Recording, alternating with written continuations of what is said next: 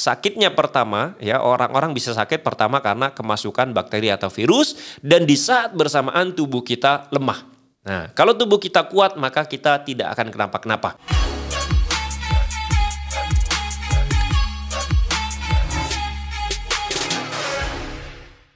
Halo teman-teman, ini konten saya di TikTok itu FYP ya. 2 hari yang lalu saya upload, kemudian hari ini sudah 160.000 views. Jadi ya ternyata FYP itu gampang banget.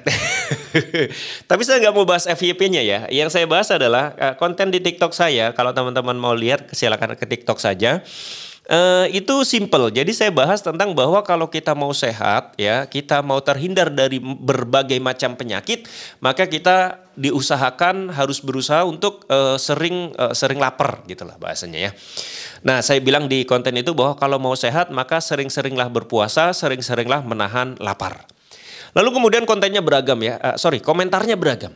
Komentarnya itu banyak yang setuju tapi tidak sedikit juga yang tidak setuju. Nah, seperti itu.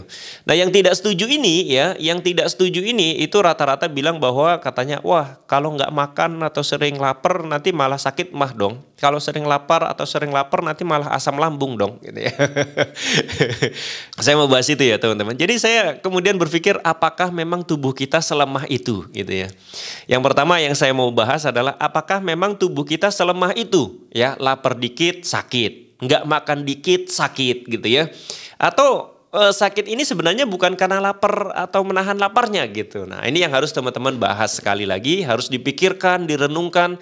Sebenarnya sakitnya itu kenapa ya? Kalau yang saya kemarin sempat buat kontennya di YouTube, itu kan sakitnya manusia itu sebenarnya karena 2 hal saja teman-teman.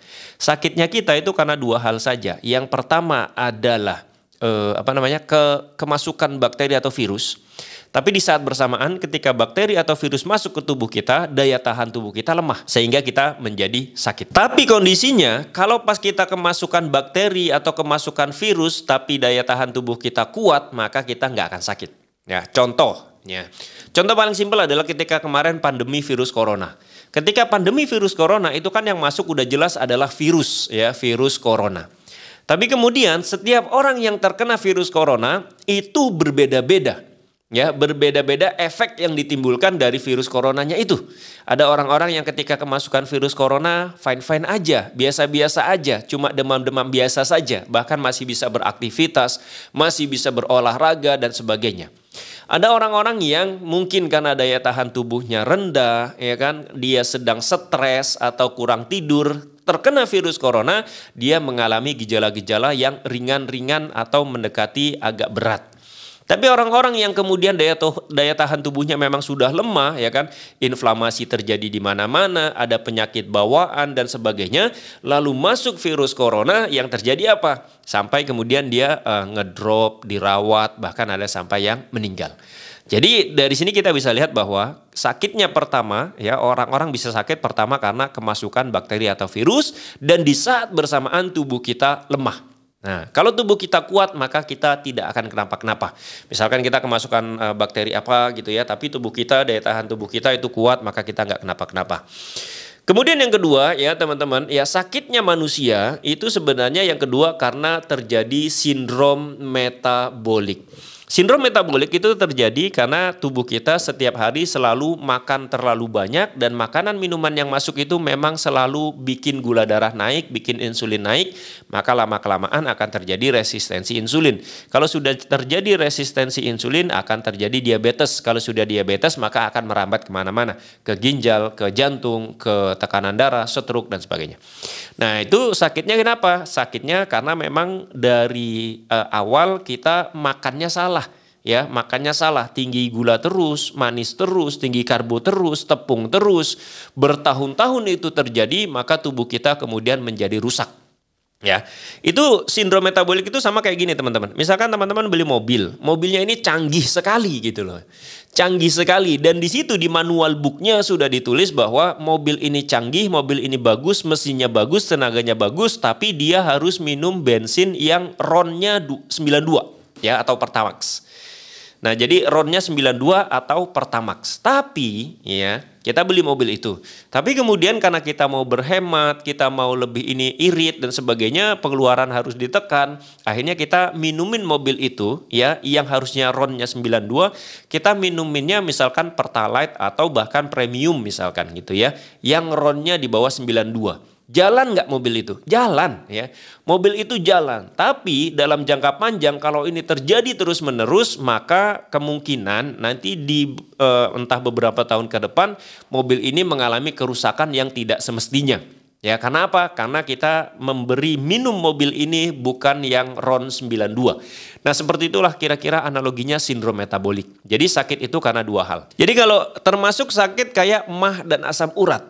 Teman-teman, kalau kalian mau lebih lebih mengerti, coba cari bahwa ternyata sakit MAH itu bukan karena kita sering berpuasa atau menahan lapar.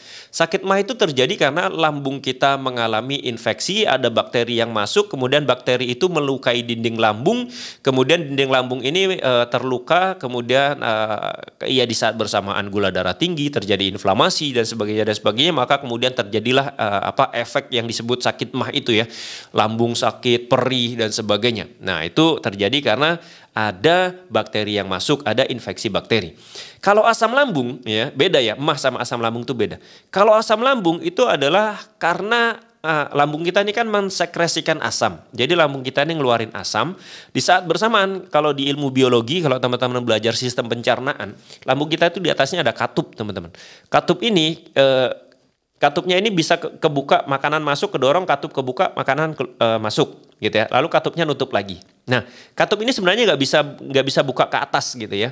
Jadi katup ini cuma bisa buka ketika ada makanan masuk, terbuka, nutup. Sehingga kemudian asam yang ada di lambung ini tidak keluar. Masalahnya teman-teman, orang-orang yang punya penyakit asam lambung itu katupnya lemah. Ya. Jadi katupnya lemah. Nah, katupnya lemah ini kenapa? Ya terjadi macam-macam ya. Bisa terjadi karena dia stres berlebihan. Hutangnya banyak, tagihannya banyak, cicilannya banyak, setiap bulan harus ini. Belum lagi misalkan pasangannya bikin stres, anak-anaknya bikin stres gitu ya. Pekerjaan menumpuk, akhirnya dia stres. Nah, stres ini ya bisa menyebabkan asam lambungnya naik, lalu kemudian katupnya melemah sehingga asam lambung itu naik ke atas ke kerongkongan, terjadilah kayak efek panas gitu ya, terbakar. Nah, itulah yang disebut dengan asam lambung. Bisa terjadi karena stres. Yang berikutnya, asam lambung juga terjadi bisa karena apa? Karena kita makannya itu nggak rileks. Jadi kita baru lari-lari, ngos-ngosan, makan cepet-cepet gitu ya. Nah, ketika kita makan tidak rileks, itu juga bisa menyebabkan asam lambung kita naik gitu loh. Makanya kalau di ketofastosis itu dibilang, sebelum kita makan, usahakan kita dalam keadaan rileks, santai, kemudian kita menikmati makanan pelan-pelan, dan kemudian ini akan membuat sistem pencernaan kita siap. Siap menerima makanan, asam lambungnya juga siap, lalu kemudian bisa ini. Nah, itu dua. Bisa juga apa? Asam lambung itu bisa terjadi kenapa? Karena kita sering begadang. Nah, itu juga minuman bersoda, ya kan? Asap rokok dan sebagainya dan sebagainya. Jadi asam lambung dan MAH itu kalau kita baca sekali lagi bukan hanya karena menahan lapar. Bahkan menahan lapar itu bukan adalah penyebab utamanya, bukan. Ya, penyebab utamanya kalau MAH adalah infeksi bakteri. Kalau asam lambung penyebabnya bisa karena stres, bisa makannya nggak rileks, bisa begadang, bisa alkohol, bisa merokok dan seterusnya. Tapi kalau kita lihat yang sekarang ya, saya lihat orang-orang yang asam lambung itu biasanya lebih banyak karena stres. Karena stresnya manusia modern ini itu sangat luar biasa ya. Tekanan stresnya itu bisa datang dari mana-mana. Sehingga kemudian asam lambung menjadi penyakit yang hampir dirasakan oleh semua orang. Nah, intinya adalah asam lambung itu sebenarnya katup di atas, bagian atas lambung itu lemah. Sehingga kemudian asam lambung yang seharusnya ada di lambung saja, karena katupnya lemah, itu asam lambung naik ke atas, kemudian terjadilah penyakit asam lambung itu namanya. Nah, seperti itu teman-teman. Nah, kemudian treatmentnya apa?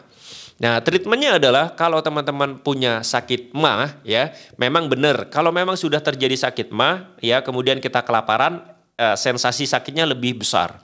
Tapi bukan kelaparannya yang menjadi penyebab sakit MAH-nya. Nah, gitu. Nah, kemudian yang kita lakukan kalau sakit MAH, kemudian ingin berpuasa, maka lakukan perlahan-lahan. Jadi misalkan kalau saya nih puasanya, Saya puasa tadi malam jam 8 itu terakhir makan, maka nanti jam 12 atau jam 2, jam 1, jam 2 saya baru makan. Nah, kalau teman-teman punya sakit mah bisa dikurangi ya. Tapi misalkan jam segini udah mulai harus makan, tapi jangan terlalu banyak dulu. Makanya sedikit-sedikit dulu, kemudian pelan-pelan nanti dinaikin jamnya. Itu yang untuk sakit mah. Jadi jangan langsung 16 jam ya. Nanti kalau langsung 16 jam tepar pula kan. Nah, gitu. Jadi pelan-pelan. Kalau yang punya asam lambung itu treatmentnya adalah misalkan aku punya asam lambung Bang Sehat, tapi aku mau jalanin ketofastosis, mau bisa berpuasa. Maka teman-teman untuk treatment yang punya asam lambung itu ketika pagi-pagi teman-teman harus sediain asam cuka sama garam Himalaya ya. Cuka apel, sorry, salah. Cuka apel ini diminum 1 sendok campur di air tambahin garam. Nah itu untuk minum. Nah ini kalau ini dilakukan maka insya Allah nanti lama-lama lambungnya akan menjadi sehat lagi. Nah, dan jangan lupa ya kalau yang punya asam lambung makannya juga pelan-pelan, hindari yang karbo, hindari yang bikin gula darah naik. Kemudian makanlah yang sedikit-sedikit gitu ya, sedikit-sedikit dan yang gampang dicerna, misalkan telur rebus atau apa dulu gitu. Jangan yang berat-berat dulu. Kemudian treatment cuka apel tadi itu bagus dilakukan ketika pagi hari, ketika perut kita masih kosong. Nah, seperti itu ya. Ini yang ingin saya sampaikan di video kali ini teman-teman. Jadi dari konten itu saya berpikir kayaknya kok tubuh kita lemah sekali kalau kelaparan dikit lalu sakit, ya kan, nggak makan dikit lalu sakit, ya kan. Itu berpuasa agak panjang dikit lalu sakit. Ini sebenarnya yang salahnya di mana sih gitu loh. Padahal Rasulullah itu juga berpuasanya sering, ya kan. Bahkan di Islam itu diajarkan kita ada puasa sunnah yang paling bagus, yang tertinggi adalah puasa Nabi Daud atau sehari puasa, sehari enggak, sehari puasa, sehari enggak. Kalau memang tubuh kita selemah itu, ya kan, maka harusnya Islam nggak mengajarkan puasa sering-sering gitu loh. Artinya kalau Islam mengajarkan puasa itu bagus, puasa banyak anjurannya, puasa itu dicontohkan oleh Rasulullah, maka sebenarnya puasa atau menahan lapar ini bukan penyebab penyakit. Karena kalau ini memang banyak mudorotnya, harusnya Islam tidak mengajarkan itu ya. Ini semoga bermanfaat ya. Terima kasih sudah menonton dan jangan lupa like, komen, dan subscribe. Bye-bye.